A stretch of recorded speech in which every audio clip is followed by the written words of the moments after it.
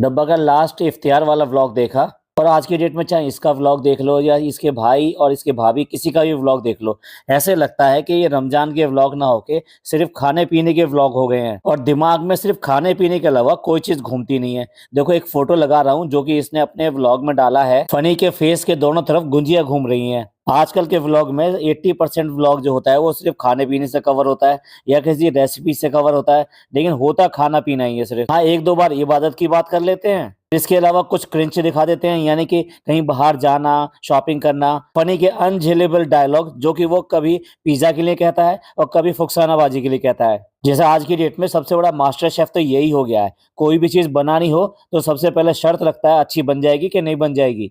हट जाओ फुकसानाबाजी, यही बना लेगा सारा कुछ। वो सालों से तुम्हें खिला रही होगी, तुम आज उससे ये पूछ रहे हो कि उसे खाना बनाना आता है कि नहीं आता है, कौन सी चीज बनानी आती है कि नहीं आती है। जब कुछ लेने देने की बात आती है तो उसको पीछे हटा देते हो। तो दोनों बहन भाई ने क्या है कि शॉपिंग के सेंटर भी अलग अलग बांट रखे हैं। तो फनी जब इनको शॉपिंग कराने के लिए लेके गया तो वहां पर जितने अच्छे सूट उसने डब्बा के लिए लिए या अपनी बहन के लिए लिए, ऐसा अच्छा सूट इसके लिए क्यों नहीं लिया। इस पर जो इनके व्यूअर्स हैं वो ये कहते हैं कि आप अपने हाउस हेल्प से बहुत ही अच्छा व्यवहार करते हो, बहुत प्यार से रखते हो और उनका पूरा ख्याल रखते हो। भाई पूरा का पूरा दिखावा है और कुछ भी नहीं है ये। अगर सेम सेम कलर के दोनों के सूट आ सकते थे तो क्या तीसरे कलर का सूट इसके लिए नहीं आ सकता था फुकसानाबाजी के लिए। पर उनके हिस्से में तो डाउनग्रेड जो है सूट वही आएगा, और वो भी एक नहीं 4 बार एहसान जता कर आएगा। यही तो इस सेल्फिश निकम्मे आदमी का प्यार। अब देखिए, आपसे पहले तो ये होली की खूब गुंजिया पापड़ ये सब चीजें बहुत खाते थे, कोई ऐसी दिक्कत नहीं थी। लेकिन जब से इन्होंने व्लॉग बनाना शुरू किए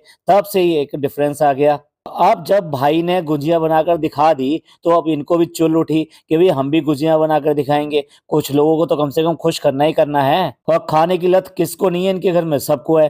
कह रहा है कि भाई गुजिया पापड़ इन सब का शौक मेरे को भी है और डब्बा को भी है। सच पूछो तो डब्बा को किस चीज का शौक नहीं है? गुंजिया पापड़ का शौक नहीं है, जलेबी का शौक नहीं है, फैनी का शौक नहीं है, चिकन का शौक नहीं है, केक का शौक नहीं है, ये लस्सी का शौक नहीं है।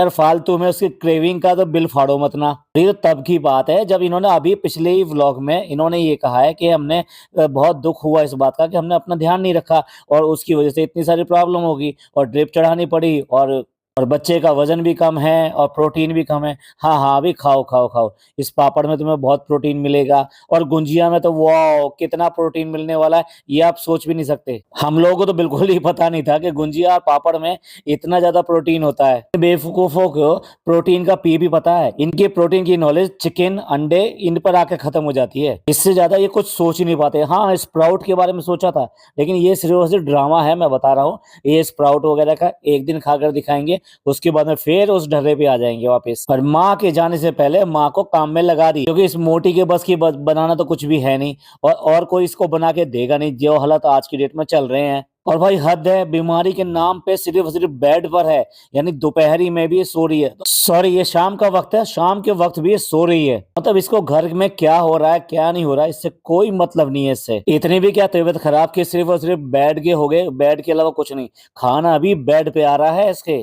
टॉयलेट वॉयलेट खुद जाती है, कोई लेकर जाता है, या फिर बेबी रू वाली रेमेडी चल रही है, यानी समझ गए ना आप। और क्या इसकी एडिटिंग है भाई। सबसे पहले आते ही रूम में घुसता है और घुसने के बाद में कहता है एलेक्सा, और उसके बाद में कट। उसने कुछ बोला है भाई, कुछ भी फेवरेबल नहीं बोला होगा इसलिए उसने कट कर दिया। पूछता है कि कौन है ऐसे करके नाम लेके पूछता है। एलेक्सा से ये पूछ के देखता है कि शालू अप्पी कौन है, चबूतरा कौन है, रसगुल्ली कौन है, भालू अप्पी डब्बा ये सब कौन है, जरा एक बार पूछता सही। और पूरा तेरे को पूरा मिल जाता है वहां पे आंसर कि कौन कौन है। ये भी पूछ के देखता है कि डब्बा सबका जो फायदा क्यों उठाती है, और उसके बाद में भी उनके साथ में कनिंग व्यवहार करती है। एलेक्सा जो है ना सीधे सीधे सवालों के सीधे सीधे जवाब देता है, जरा पूछ के तो देखा होता। लेकिन भाई वो तो ये इसको दिखाएंगे नहीं, इसीलिए ये काट देते हैं फटाफट जो इनको लगता है कि ठीक नहीं। बोल रहा है कि तुम सिर्फ आराम करो और कुछ मत करो और सिर्फ प्रोटीन वाली चीजें खाओ, हम लोग इसका बहुत ज्यादा ख्याल रख रहे हैं। तभी तो आज जो है ये बन रहा है, तुम्हारी गुंजिया बन रही है, पापड़ बन रहे हैं, उसके बाद में हलवे की बात हो रही है। सारा प्रोटीन तुम आज ही खा लेना। इसी से आप देख लो, एक सेंटेंस में वो बोलता है कि जो बोलना चाहिए, जिससे लोग खुश होंगे, जो लोग समझेंगे कि हाँ भी ये समझदार लोग हैं, लेकिन दूसरा सेंटेंस पहली वाले सेंटेंस को बिल्कुल उलट कर देता है। ये प्रोटीन की चीज़ों की बात कर रहे होते तो समझ में आता, लेकिन ये नॉन प्रोटीन चीज़ों की बात कर रहे हैं, जो कि तला भुना होगा और साथ-साथ वो जिसके अंदर काफ़ी घी भी होगा, जिसके अंदर मावा भी होगा, जिसके अंदर स्वीटनर भी होगा, जिसके अंदर ये सब चीज़ें होंगी, जो कि अनहेल्दी चीज़ों में आती हैं। अब भाई वो तो माँ है, माँ तो ये चाहेगी कि अपने बेटे के लिए, अपनी बहू के लिए कुछ ना कुछ ऐसी चीज़ें रख के जाए। उसे पता है ये कितने कामचोर हैं, ये कई टाइम पे जो है खाना नहीं बनाएँगे, कई टाइम पे जो है ये अपने ब्रेकफ़ास्ट जो है स्किप करेंगे या ऐसे ही उल्टा-सीधा करेंगे, तो इनके पास कुछ ना कुछ खाने के लिए रहना चाहिए। माँ तो ऐसी ही होती हैं और ये उसका नाजायज़ फ़ायदा उठाने की बात कर रहे हैं। एक तो बिल्कुल ही खिसियाता हुआ दिखाई दे रहा है, मतलब ये जो व्लॉगिंग कर रहा है इस टाइम में, बिल्कुल नेचुरल नहीं लग रही है। व्लॉगिंग तो इसे आती भी नहीं वैसे भी। बता रहा है कि हमारी बहन आ रही है और सऊदी से आ रही है वो, भई वो हर बार आती है। देखो इसी तरीके से होता है, आदमी कहीं पर भी रहे, सऊदी में रहती है वो, उसका हस्बैंड, लेकिन दोनों हैं इसी गाँव के, तो अपना त्योहार करने के लिए सऊदी से चलकर यहाँ आते हैं और ये निठल्ला आदमी ये कह रहा है कि मैं अपने गाँव नहीं जाऊँगा। भैया सोचियो भी मत गाँव जाने की, क्योंकि ये जाने ही नहीं देगी तेरे को। और आप सब भी नोट कर लो, ये नहीं जाएगा, किसी भी हालत में नहीं जाएगा। जबकि एक बार बताओ, बहन जो साल में 1 बार आती है, 1 बार आई है वहाँ से, उससे मिलने का इसको नहीं बनता? क्या इसका जो बहनोई है उसको बुरा नहीं लगेगा? बहन को बुरा नहीं लगेगा? वो जो बच्चे मामा, मामा करके, एक ही मामा है भई उनका, तो वो इतना प्यार करते हैं, क्या उन बच्चों को अब बुरा नहीं लगेगा? पर क्या है, जब मामा को बेच दिया है, मामा चला गया है, मामा ब्याया गया है और अपने ससुराल चला गया है, तो वापस कैसे आए बेचारा? निठल्ले और कामचोर लोगों की यही हालत हो जाती है। वरना तो ये अगर फ्लाइट से जाए तो 2 दिन के अंदर वापस आ जा सकता है। उसमें कम से कम अपने घर की ईद भी हो जाएगी, अपनी बहन से भी मिलना हो जाएगा, बच्चों से मिलना हो जाएगा, और ये तो यहाँ है ही अपने घर में, इसको क्या प्रॉब्लम है जब ये अपने घर में है। लेकिन आप देख लेना, ना ये जाने देगी और ना ही ये जाने वाला है। मैं अपने व्यूवर्स और जितने सब्सक्राइबर इनसे ये सब हैं, इन सब से पूछना चाहता हूँ कि कौन-कौन ऐसा है कि जो ईद पे अपने घर नहीं आना चाहता? पिछले 15 साल से मैं अपने घर से बाहर हूँ, लेकिन कभी भी कुछ भी हो जाए, ईद पर तो अपने घर जाना ही जाना है, चाहे कुछ भी हो जाए, चाहे फ्लाइट की टिकट कितनी भी महँगी क्यों ना हो जाए। प्राइवेट कंपनियों में कभी छुट्टी नहीं होती ईद की, लेकिन उसके बाद में भी इस बात की बिना परवाह किए हुए छुट्टी लेकर आराम से अपनी ईद मनाकर तब उसके बाद में अपने काम पर वापस आते हैं। पूरे रमज़ान घर से बाहर रह के इबादत करते हैं, सब रोज़े रखते हैं, सब कुछ करते हैं, लेकिन ईद पर सिर्फ़ और सिर्फ़ अपने घर। इवन इतने प्यार से इन-लॉज़ वग़ैरह सब बुलाते हैं कि ईद यहाँ पर कर लो, यहाँ पर कर लो, लेकिन अपने घर की ईद करने के बाद में ही उनके घर पे जाते हैं, ईद का सलाम करने के लिए। पर क्या है, गुलामों की ज़िंदगी तो ऐसी ही होती है। अपने मालिक से इजाज़त लेके ही वो सब कुछ काम कर सकते हैं, और मालिक तो देगा नहीं इजाज़त, किसी हालत में नहीं जाने देगा। खिसियाता हुआ हँस के कह रहा है कि मैं उनसे कहूँगा कि वो यहाँ पर आ जाएँ, यहाँ पर आ जाएँगे तो बहुत अच्छा हो जाएगा। अब हाँ में हाँ मिलाई डब्बा ने भी, और मैं लिख के दे रहा हूँ, वो लोग किसी भी हालत में यहाँ पे आने वाले नहीं हैं, क्योंकि उनका ज़मीर बहुत अच्छा है। पहले तो इसकी हरकतों को ही देख के नाखुश हैं, जिस तरीके से इसने शादी से पहले पूरा हिजाब वाला ड्रामा किया और उसके बाद में शादी होने के बाद में पूरा रंग दिखा दिया। इवन दिन शादी के अगले दिन इसने घर के अंदर रंग दिखा दिया था। जोर-जोर से चिल्ला-चिल्ला के इसने बातें की थी। कौन पसंद करेगा कि नई आई हुई दुल्हन अगले ही दिन इस तरीके से बात करे? उसके बाद में तो जैसे इसने अपने माँ-बाप यानी कि जो सास-ससुर हैं उनको सुनाई, उनसे कई बार झगड़ा किया, फ़नी से 50 बार झगड़ा हुआ। ये सारी बातें क्या उसको पता नहीं है? उसको बहुत अच्छी तरह पता है। तो वो किसी भी हालत में इसको पसंद नहीं करती। और यहाँ पर उसके ससुराल में अरे बिल्कुल भी नहीं आने वाली है। तो अगर ये होता उसके भैया की कमाई से बना हुआ घर, या उसका भैया अच्छा कमा रहा होता, तो वो डेफ़िनेटली अपने भाई से मिलने के लिए यहाँ तक भी आती। जब वो सऊदी से आ सकती है, तो क्या मुंबई कोई बहुत बड़ी बात है? ये टिकट भी भेजेगी ना, तब भी वो यहाँ आने वाली नहीं है। यानी कि चाचा की लड़की जो आके मुंबई में बस गई है, उसको आज तक इसने बुलाया है? खबरें तो पूरी मोहदा में जाती हैं, कोई नई बात थोड़ी ना है। सब जो देख रहे हैं, और महारानी जो खाना खा रही है, पूरे बेड पे बैठी हुई अकेले। सच पूछो तो ये घर तो रिनोवेट करते हैं, लेकिन घर का सिर्फ और सिर्फ ड्राइंग रूम बड़ा करते हैं, उसके अलावा घर का सत्यानाश कर देते हैं। कमरों के साइज इतने छोटे कर देते हैं, उनमें बड़ा नहीं छोटा वाला ही बेड आ सकता है। अब आप देख लीजिए जिस बेड पे ये बैठी है, और वो कितना छोटा है, और उसके बाद में कितनी स्पेस है। सिर्फ इसे भाभी की नकल करनी थी, और भाभी ने भी क्या किया, वो 5 बीएचके को बिल्कुल डरबा बना के रख दिया, जो मुर्गी का दरबे खाना होता है ना, वैसा बना के रख दिया। खास तौर से पापा का कमरा देखो, इतना छोटा है कि उसमें उस बेड के अलावा कोई और जगह बचती नहीं, और बेड भी उनके लिए कोई किंग साइज वाला बेड नहीं है, एक छोटा वाला बेड है। और हमने हमेशा देखा है डी दादा जो है हमेशा जमीन पे पड़े रहते हैं, कभी भी वो ऊपर नहीं देखे बैठ के ऊपर। इसके बाद में भी ये कहेंगे कि हम अपने हाउस हेल्प की बहुत ज्यादा इज्जत करते हैं, बहुत ज्यादा प्यार करते हैं, उनका हर तरह से ख्याल रखते हैं, उनको हमेशा जमीन पे पड़े रहने देते हैं। आज तक ये तो दिखाया ही नहीं कि डी दादा वगैरह जो रहते हैं वो कमरा कैसा है कैसा नहीं है। यार इस आदमी को क्या है, मतलब कौन आदमी होता है जो औरतों के खाने के ऊपर उंगलियां उठाए या उसकी काउंटिंग करे कि इसने रात को चिकन खाया, इसने सुबह को चिकन खाया, इसने कल भी चिकन खाया। यार कितनी मीन मेंटेलिटी का आदमी है ये, कितना चीप लगता है जब ये इस तरह की बातें करता है। अरे भाई ये कोई मतलब मजाक करने वाली चीज है? ये तुम्हारी हाउस हेल्प है जो तुम्हारा हर तरह का ख्याल रखती है, उसके खाने का ख्याल रखना तुम्हारा काम है। तुम्हें अगर ये ध्यान आ रहा है कि उसके चिकन खाने से उसकी तबीयत खराब हो जाती है, तो भैया इस डब्बा को कब क्यों नहीं रोकता? हर समय बोरे की तरह ठूसती रहती है। इसके खास तौर से हाथ पैर देखिएगा, इतने ज्यादा ऐसा लगता है जैसे कितनी ज्यादा स्वेलिंग आ गई हो। उंगलियां उंगलियां तो उस हाथ के आगे इतनी छोटी छोटी दिखाई देती हैं, क्योंकि इतना ज्यादा मोटापा आ गया है, इतना ज्यादा मोटापा आ गया है कि वो उंगलियां बहुत छोटी और हाथ इतना बड़ा दिखाई देता है। बताइए उसको खाना खाते हुए सफाई देनी पड़ रही है, वो क्या खाती है और क्या नहीं खाती है। सच पूछो तो कोई खाना खाते समय इस तरह की बातें कर देता है तो उसको खाने की इच्छा जो है खत्म सी हो जाती है। और वो कितना खा पाएगा जब वो आपके सामने ही जब ऐसे कर रहे हो, तो वो खुद अपने आप में बहुत कम खाने की कोशिश करेगा। अब देखो ये नमूना चला है बेलन और चकला उठाकर वहां पे गुंजिया बनवाने के लिए। चाहती तो ये भी तो कुछ कर सकती है, इसमें क्या है, बैठे बैठे वहां पे बेल दो या लोइयां बना दो, कर सकती है, लेकिन नहीं करेगी। इसलिए जो इस गुलाम को करना पड़ेगा। ना भी करे तो इसकी माँ और इसकी जो आई हुई है फुकसाना बाजी, ये आराम से ये सब चीजें बना सकती हैं। लेकिन भैया व्लॉग है, इसको घुसना ही घुसना है इन औरतों के बीच में। तो भाई जिस तरह से ये ड्रामा दिखाने की कोशिश कर रहे हैं कि दोनों में लड़ाई हो गई, ये बनाने की कोशिश कर रही है अपने तरीके से फुकसाना बाजी, और अम्मी जो है उसकी वो अपने तरीके से बनाना चाहती हैं। फुकसाना बाजी सही कह रही हैं, लेकिन फिर भी अपनी अम्मी की बात बड़ी करने के लिए पूरा ड्रामा रच रही है ये। बचपन में जब होली आया करती थी तो सबके घरों पे गुंजिया और पापड़ ये सब चीजें बना करती थी। उस टाइम पे हमारी मम्मी भी हमारे लिए ये सब चीजें बना के दे दिया करती थी, क्योंकि उन सबके यहाँ घरों में देखकर हमको ये ना लगे कि हमारे घर में तो है नहीं, बाकी सबके घरों में है, तो हमारे घर में भी बनती थी। और उस टाइम में वो ऐसा चलन था कि सब लोग जो आपस में मिलके, हिंदू हो या मुसलमान हो, एक एक घर में एक एक दिन ये सब चीजें बनाई जाती थी। सब लोग मिलके, सारी लेडीज मिलके एक घर में आ जाती थी और उसका बनवा दिया, और एक से दो घरों का बनवा दिया, अगले दिन किसी और का, उससे अगले दिन किसी और का। तो हम लोग बच्चे होकर भी हम लोग उन लोगों के साथ में मिल जाते थे। तो मुझे पता है इस बात के लिए कि जब वो गुंजिया बनाई जाती है तो उसको जोड़ने के लिए हल्का सा पानी का असर लगा दो तो वो आराम से जुड़ जाती है। और वो डिबिया सी जो आती है उसको करने में तो बहुत ही मजा आता था। ये जो मोल्ड आता है वो मोल्ड भी दो तीन तरीके के आते थे और उससे करते थे।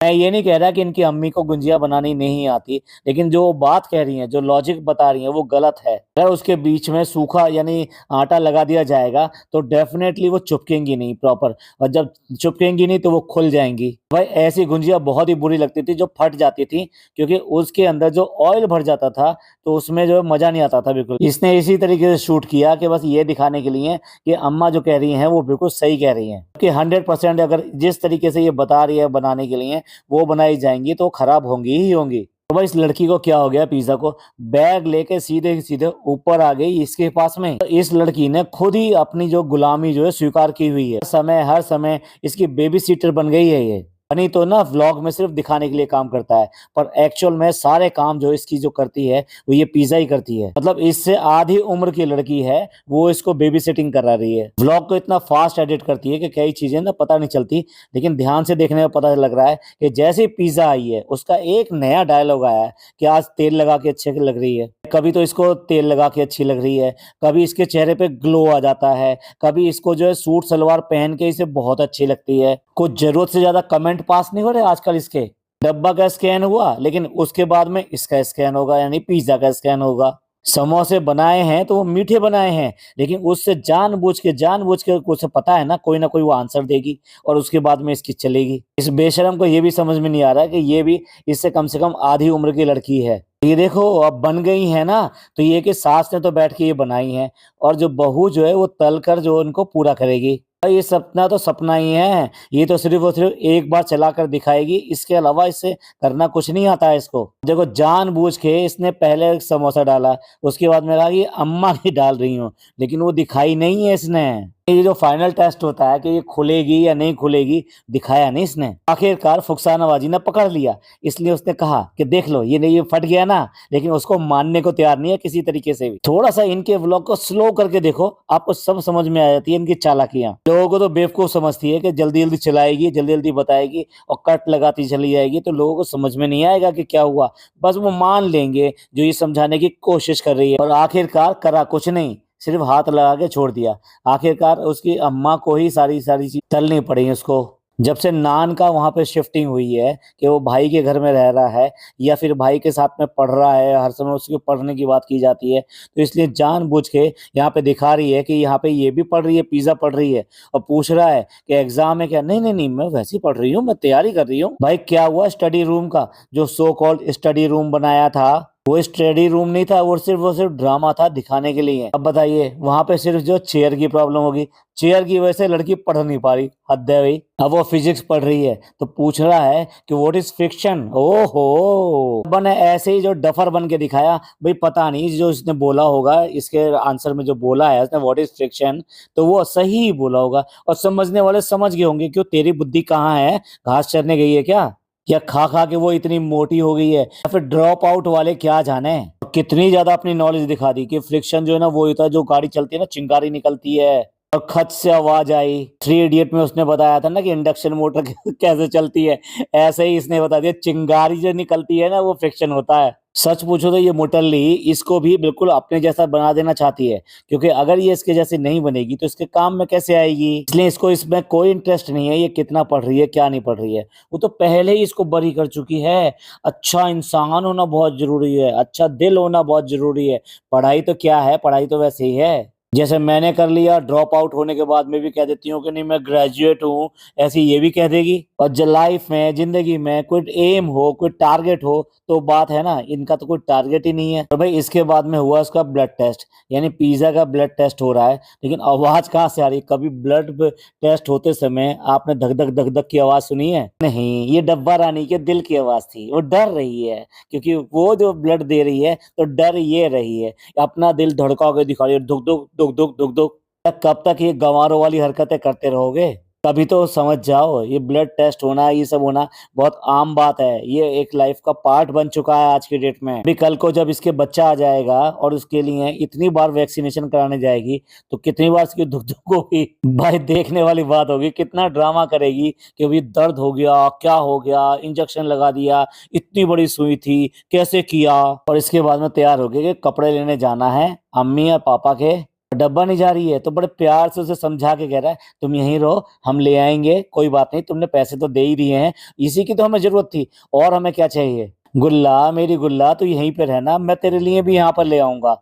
आज तक कुछ कमाया है जिसके लिए ले आएगा। वैलेंटाइन डे पे ट्रेन में से फूल उखाड़ के उसको फूल तो दे रहा था। और भाई अब आप देख लो हिजाबी की ड्रेस, देख लो कि हमने नया ये कोट सूट पहना है, और कोट सूट देखो इसका कहाँ जा रहा है। कहना नहीं चाहिए, लोग ये कहेंगे कि भाई लेडीज की ड्रेस पे कमेंट कर रहा है, लेकिन कमेंट करना ही पड़ेगा क्योंकि सूट ही इस तरह का पहना है। और हिजाब का ड्रामा किसने किया था? हमने थोड़ा ना किया था, इसने ही कहा था। जो इसने चिल्ला चिल्ला के कहा, हम तो सिर्फ उसके ऊपर बात करते हैं। कोट सूट के ना इसके पांचे देखिए कहाँ तक जा रहे हैं। इसके देखे पिज्जा ने जो पहन रखा है वो फिर भी थोड़ा सेंसिबल लग रहा है, कम से कम इसके आगे तो बहुत ज्यादा सेंसिबल लग रहा है। भाई मैं फैशन की बिल्कुल बात नहीं कर रहा हूँ, जो फैशन वाले हैं उन्हें तो शायद इसी का ही पसंद आएगा, लेकिन मैं बात कर रहा हूँ इस बात के लिए कि इसने हिजाब का जो ड्रामा किया था और एक मुस्लिम महिला को नमाज और इन सब के लिए जिस तरह के कपड़े पहनने चाहिए ये उस तरह के कपड़े नहीं है। क्योंकि अगर आप कोट सूट पहनोगे तो दिन में पहनोगे, अपने आराम के लिए पहनोगे, तो उस टाइम में नमाज के लिए क्या कपड़ा हर बार बदलोगे अपना? सोचिए, इसके दिमाग में भी नहीं है,